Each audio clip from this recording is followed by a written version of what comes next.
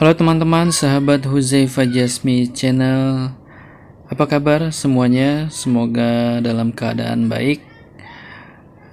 Dan pada hari ini saya mau berbagi lagi kepada teman-teman pecinta ikan, terutama ikan nila atau ikan-ikan jenis lainnya.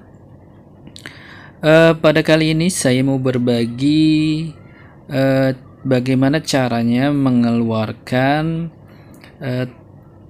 telur yang sedang dierami oleh indukan ikan nila.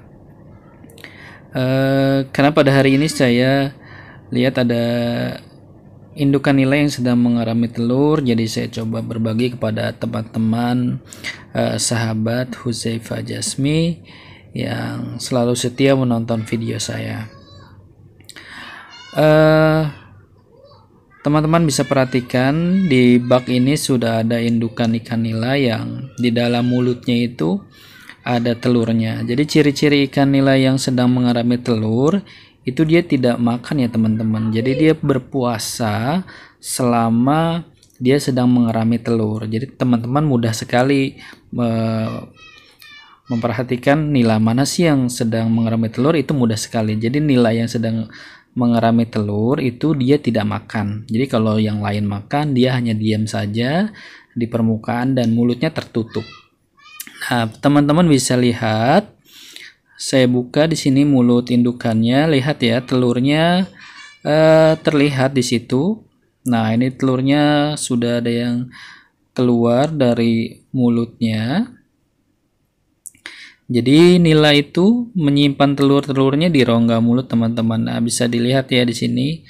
Nah, telur-telurnya mulai keluar dari rongga mulut. Ini mungkin sekitar belum ketahuan sih, nanti kita lihat lagi kira-kira ada beberapa butir telur. Ini masih banyak di dalam rongga mulutnya. Jadi kita hanya membuka mulutnya saja lebar-lebar, kemudian masukkan air dan otomatis nanti telurnya itu disemburkan sendiri oleh indukannya. Dan pastikan telur itu tidak luka ya teman-teman, karena biasanya ikan nilanya lepas di dalam saringan atau serokan, nanti dia bergerak-gerak kasar, otomatis nanti telurnya nanti akan luka dan itu biasanya menyebabkan telurnya bisa berjamur. Jadi pada saat penangkapan indukan, pastikan teman-teman menggunakan saringan yang halus, karena biasanya pas kita tangkap indukannya dia suka membuang secara langsung telurnya di kolam. Jadi karena dia refleks takut, kemudian kita tangkap dan biasanya dia menyemburkan langsung telurnya ke kolam. Nah, cara menanganinya kita menangkapnya menggunakan serokan yang halus. Jadi pada saat dia menyemburkan telur-telurnya itu tidak terbuang ke dasar kolam. Masih bisa kita selamatkan di serokan. Nah, ini adalah hasilnya teman-teman. Jadi bisa dilihat hasilnya sebanyak ini. Ini mungkin 200 butir kira-kira. Ini telurnya sudah merah, karena kalau telurnya masih putih itu kita menunggu hampir seminggu lebih dia baru menetas. Nah, kalau sudah merah seperti ini, sudah ada pergerakan, mungkin 3 hari dia sudah bisa berenang-berenang.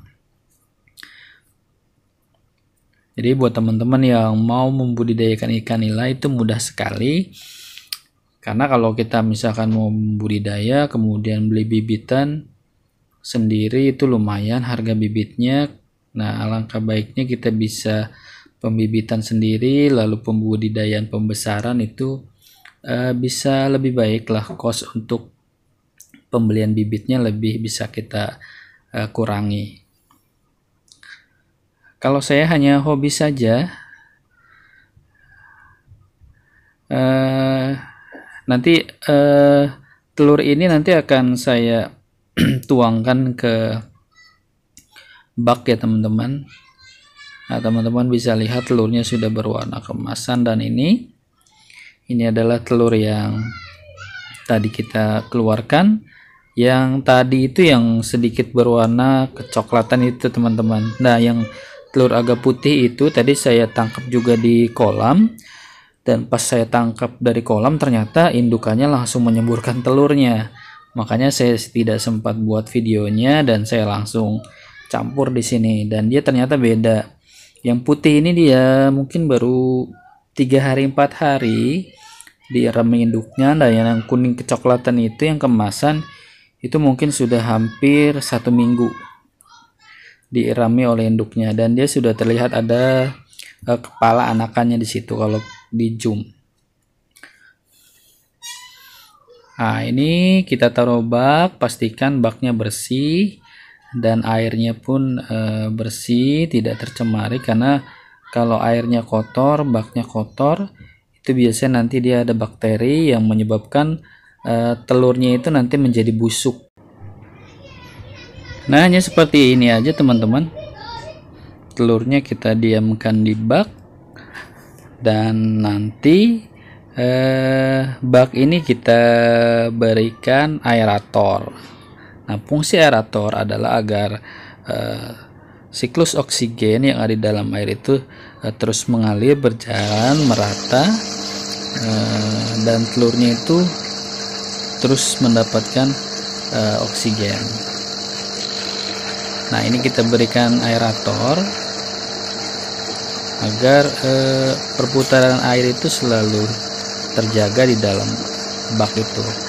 Karena kalau misalkan telur itu mengendap terus menerus, dia tidak berenang, tidak ke permukaan, dia nanti lama-lama bisa berjamur.